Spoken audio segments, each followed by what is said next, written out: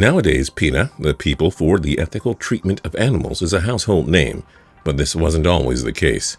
It may come as a surprise to those familiar with PETA's modern reputation for being a rather radical animal rights group, but the organization's more extreme marketing strategies just started bursting on the scene around the turn of the millennium. So, in the year 2000, people around the sports world were probably a little taken back when they found out that an animal rights group was indignantly demanding that the Green Bay Packers change the team's name. Wait, what? Yep, you heard it correctly. They thought they could get a cornerstone franchise of the NFL, an absolute juggernaut of a league, to change its name. As you could imagine, the group's relative anonymity started to dissipate quickly. Why would PETA concern itself with the name of such a storied NFL franchise, you might ask? Well, to understand why, we kind of have to start with the group's origin story. Otherwise, its lunacy will be hard to comprehend. The animal rights organization was founded in March of 1980 by Ingrid Newkirk. Newkirk had moved to America from England with the intention of studying to become a big-time stockbroker. But in 1969, something happened that changed her forever.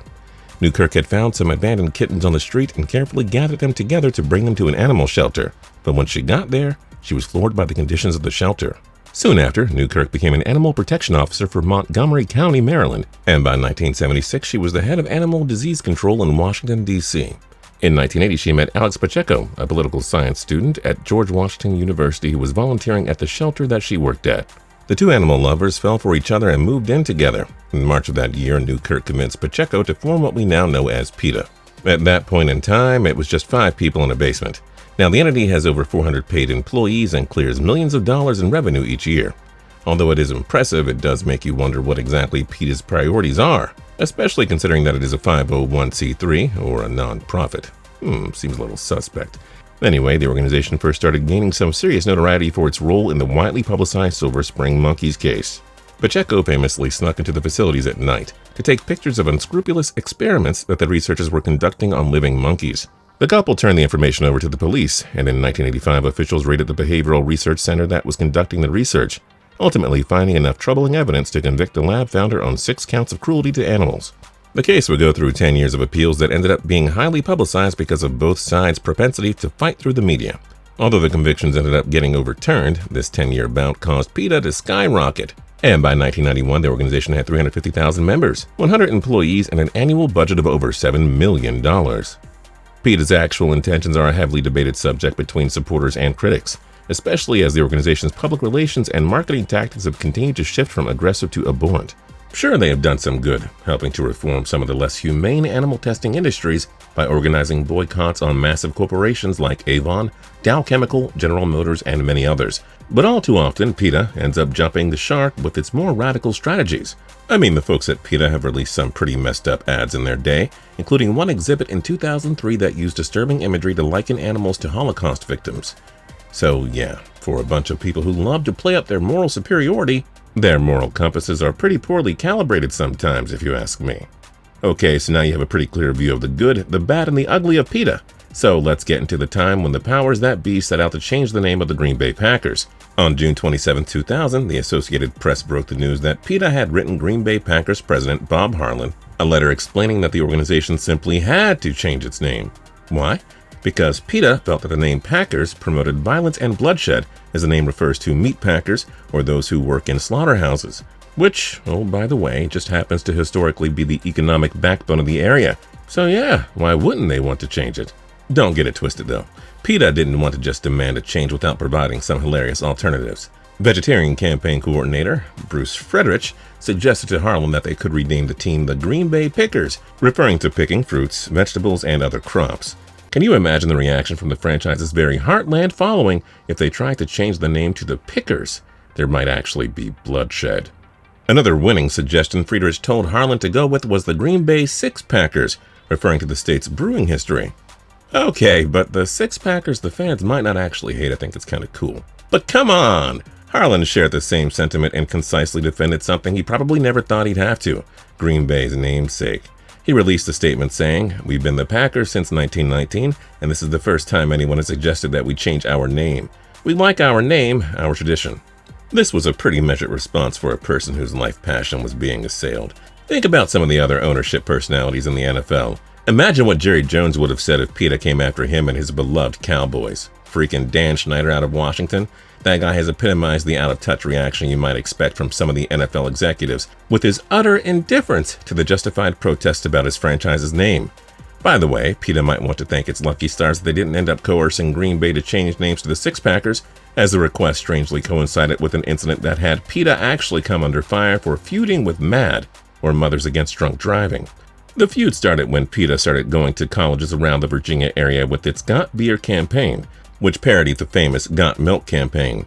It turns out if you go around telling a bunch of underage kids to drink beer instead of milk, parents might get upset. Go figure. Peta ended up having to publicly apologize and required that each of its employees donate $500 to MAD. Another awesome example of the executives at Peta totally holding themselves accountable. The whole situation backfiring on Peta is pretty comical when you think about it. After setting out to protest, once again Peta crossed the line and ended up as the center of the controversy. Just another day for Peta. After Peta's crusade against the Green Bay Packers ultimately failed, it found itself at a crossroads. Should the misguided self-appointed animal vigilantes accept defeat? Admit that its opinion is just outlandish spouting from its overly vocal minority? Of course they didn't go peacefully. This is Peta we're talking about after all.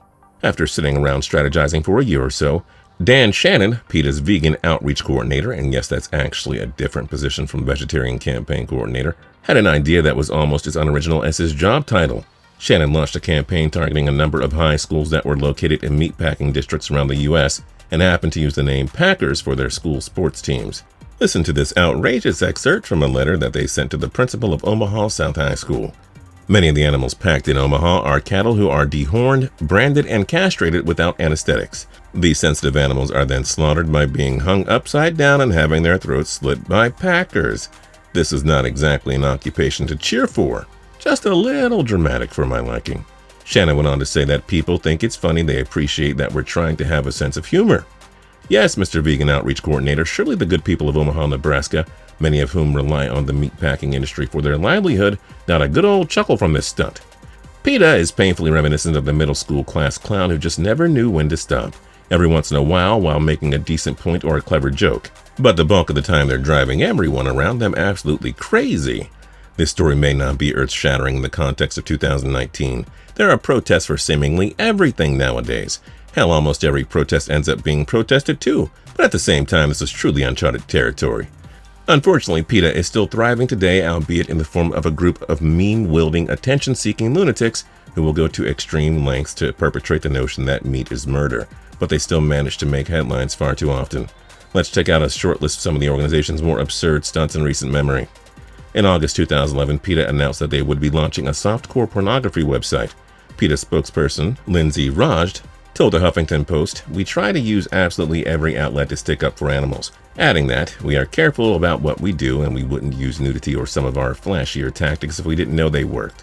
Most recently, Peta went viral for their ridiculous "Stop Using Anti-Animal Language." This one was at least relatively lighthearted compared to some of its more nasty stunts, like back in December when Michelle Kretzer, a Peta employee, wrote a lengthy article explaining that real feminists should stop eating eggs. Once again, in case you think you misheard, real feminists should stop eating eggs. Classic high and mighty Peta missing the mark by a mile. Kretzer lazily compares the importance of the modern feminist movements to animal rights, effectively saying that chickens and women deserve the same treatment. I don't know about that. Listen to this crazy excerpt. "So, what does it mean then when women take another female's eggs from her without a thought and readily pay more money for her eggs, knowing that she was imprisoned, her reproductive cycle was controlled and manipulated, and she was forced to bear young on someone else's timetable?" You just can't even make this stuff up. Many people who consider themselves feminists are unthinkingly supporting this violence towards females every single day by consuming these cruel foods. I love animals as much as the next guy, I really do. But something has to be done about these morons who disguise their idiocy as morality. We've got bigger fish to fry. Oh, I'm sorry. We've got a bigger wish to fly. Otherwise, every few months they will have pulled yet another asinine stunt in a desperate attempt for attention. And who knows, it could be your football team next. And if you're new here and you're not subscribed yet, feel free to click the subscribe button down below. And if you like the video, then like the video. We'd really appreciate it. And as always at TPS, if you have any cool ideas for videos, let us know down in the comment section. You never know, we might use one and give you a shout out. Until next time, tune in to TPS for more cool videos every single day.